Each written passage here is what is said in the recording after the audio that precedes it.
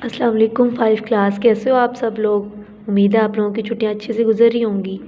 चले हम थोड़ा सा छुट्टियां एंजॉय करने के साथ साथ पढ़ाई भी कर लेते हैं। तो हम लोगों ने नया चैप्टर शुरू करना था, बादशाह का हुस्न सलूक। तो ये 22वां उन्वान है जिसमें हम लोगों ने बादशाह का हुस्न सलूक के बारे में पढ़ना है। तो चले हम देखते हैं कि बादशाह का हुस्न सलूक आखिर कहते किसको है। अच्छा, तो मैंने यहाँ पे दिमाग सोजी के लिए, आप लोगों की आसानी के लिए यहाँ पे एक चार्ट सा बनाया हुआ है। तो सबसे पहले मैंने लिखा हुआ है बादशाह। आखिर बादशाह कहते हैं किसको हैं? जो हुक्मरानी करता है उसको बादशाह कहते हैं, ठीक है। जैसे हमारे वज़ीर आज़म। और जिस बादशाह के बारे में हम लोगों ने पढ़ना है वो है औरंगज़ेब आलमगीर। इसके बाद हुस्न सलूक का मानी मैंने लिखा है दीनदारी, ठीक है। हुस्न सलूक एक अच्छा किरदार भी होता है, अच्छा अखलाक भी होता है। ईमानदारी जो होती है वो भी हुस्न सलूक में आ जाती है। किसी सच्चे तरीके से बात करना, गुफ्तगू करना और परहेज़गारी में भी हुस्न सलूक के मानी जो है वो इस चीज़ में लिए जा सकते हैं। सबसे पहले हम औरंगज़ेब आलमगीर के बारे में जानते हैं। औरंगज़ेब आलमगीर हिंदुस्तान का छठा मुग़ल बादशाह था, ठीक है। इसका नाम मुहियुद्दीन और लक़ब इसका औरंगज़ेब था। वो बड़ा ईमानदार था, दीनदार था और परहेज़गार था और बहुत नेक काम करता था। बल्कि नेकी के कामों में बढ़ चढ़ के हिस्सा लेता था, गरीबों की मदद करता था, सबके साथ अच्छे तरीके से बात किया करता था। ये मुग़ल बादशाह में से पहला बादशाह था। मतलब जितने भी मुग़ल बादशाह गुज़रे हैं उसमें पहला बादशाह ये था जिसने कुरान मजीद हिफ्ज़ किया हुआ था। इसने हिंदुस्तान में 50 साल तक हुकूमत की थी। लेकिन इसने कोई भी अपनी ज़ाती ज़रूरियात के लिए सरकारी ख़जाने से 1 रुपया भी ख़र्च नहीं किया था, ठीक है। अच्छा, फिर इसके हवाले से हम इसके दोस्त की कहानी पढ़ेंगे। जो औरंगज़ेब का एक ख़ास दोस्त था, कश्मीरी अमीरज़ादा था, ठीक है। वो कश्मीर में रहता था और वो बड़ा अमीर था। तो औरंगज़ेब और जो है वो कश्मीरी अमीरज़ादा था, इन दोनों की दोस्ती हो जाती है आपस में, ठीक है। और ये दोस्ती मिसाली होती है। सारे जो इनकी दोस्ती की जैसे कोई जो है ना वो लोग मिसाल देते हैं। अच्छा, तो औरंगज़ेब आलमगीर बादशाह बन गया, ठीक है। तो इसका जो दोस्त था ना वो कश्मीर वापस चला गया। ज़ाहिर है अब उसने जो औरंगज़ेब आलमगीर था उसने हुकूमत को देखना भी था।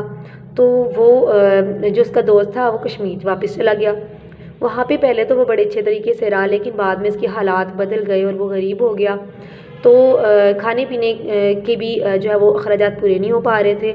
तो इसने सोचा कि मैं किसी की मदद लेता हूँ। इसका जो दोस्त था ना कश्मीरी अमीरज़ादा, उसने सोचा कि मैं जो है वो किसी अच्छे इंसान की मदद लेता हूँ जो मुझे तंग दस्त हालात से जो है वो निकालेगा। तो एक दिन इससे ही क्यों ना मैं उस बादशाह के पास जाऊँ। वो कश्मीर से दिल्ली पहुँचा, ठीक है, और बादशाह की खिदमत में हाजिर होता है। वो बादशाह चूँकि औरंगज़ेब आलमगीर इसके दोस्त थे तो उन्होंने खूब इनकी खातिर तवाज़ा की। फिर चंद दिन जो है वो औरंगज़ेब आलमगीर के पास रहा। वापस जाने लगा तो औरंगज़ेब आलमगीर को कश्मीरी अमीरज़ादे ने, जो अब गरीब हो चुका था, कहा कि मैं यहाँ पे एक मकसद के लिए आया हूँ। तो औरंगज़ेब आलमगीर ने समझ गए कि इसको जो है वो कुछ पैसों की ज़रूरत है। इसने कुछ रकम जो है वो इसको दे दी, ठीक है, तो ज़्यादा नहीं दी। वो मायूस हो गया कि जो बादशाह है ये इतना बड़ा बादशाह है, मतलब इतना इसके हाथ में सरकारी ख़जाना है, तो इसने मुझे इतनी थोड़ी सी रकम दी है। तो वो देख के मायूस हो गया कि ये मेरा बचपन का दोस्त था, तो अब जो है वो मुझे इतने से पैसे दे रहा है। वो चला जाता है, ठीक है, कि ये दोस्त ही मेरा कंजूस है, वो बुरा भला कह के चला जाता है। फिर बादशाह ने वो जिसने पैसे दिए थे ना बादशाह ने इसको, वो उसने खामोशी से रख लिए और अपने वतन वापस आने लगा। रास्ते में एक शहर से गुज़रा तो इसने अनारों का ढेर लगा देखा। वो अनार काबली अनार थे, ठीक है। वो सुर्ख कलर के होते हैं और जूसी होते हैं, ठीक है। ये अनारों की इकसाम में से है काबली अनार, ठीक है। इसने थोड़ी सी रकम इसके पास थी, तो इसने सोचा कि इस थोड़ी सी रकम से मैं क्या क्या ज़रूरियात पूरी करूँगा, तो क्यों ना मैं इसे ये काबली अनार ले लूँ, मेरे बच्चे भी खाएं और मुझे दुआएं दें। तो उसने वो अनार ले लिए, ठीक है। तो दरिया पार करके एक कश्ती से उतरा, आगे बढ़ा तो इसने देखा कि तीन आदमी जो है वो बड़े परेशान खड़े हैं और वो आपस में बातचीत कर रहे हैं कि हमें काबुली अनार नहीं मिल रहे, अगर ना मिले तो सरदार का जो बेटा है वो मर जाएगा।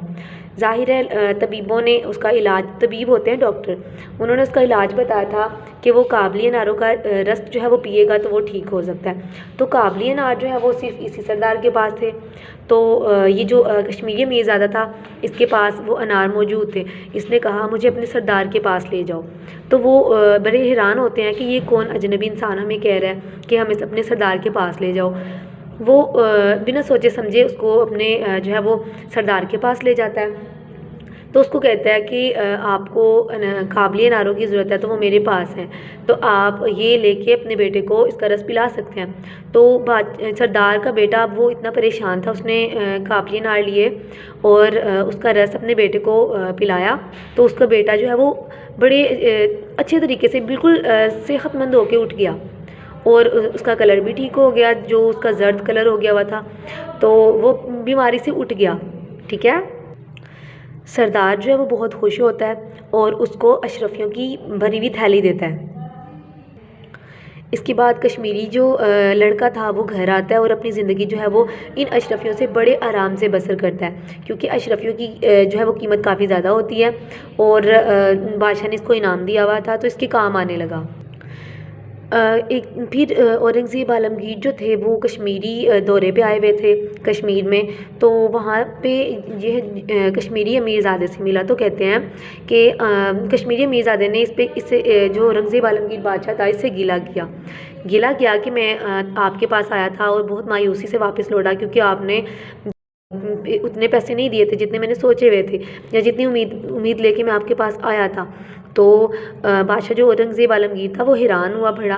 कहते हैं कि मैंने तो वो सारी जो दौलत तुम्हें दी थी, जो अपने पास से दी थी, वो मैंने सरकारी ख़जाने में से नहीं दी थी, वो मेरी खुद की ज़ाती दौलत थी। तो वो कहने लगा वो उससे मैं क्या फ़ायदा लेता, मैंने रास्ते में भी जाके अनार ले लिए और उन अनारों की वजह से मेरी गुर्बत दूर हो गई। बादशाह कहते हैं कौन से अनार, कैसे क्या हुआ?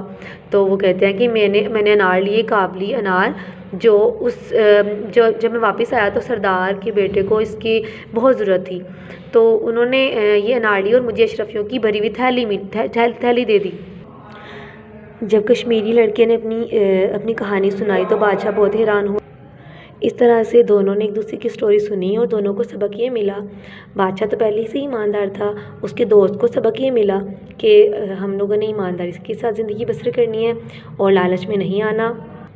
और फिर दोनों ने मिलके एक दूसरे से नेकी और भलाई करने का अहद कर लिया कि हमने जहाँ भी किसी को गरीब देखना है, किसी को ज़रूरतमंद देखना है, तो हमने उसकी मदद करनी है।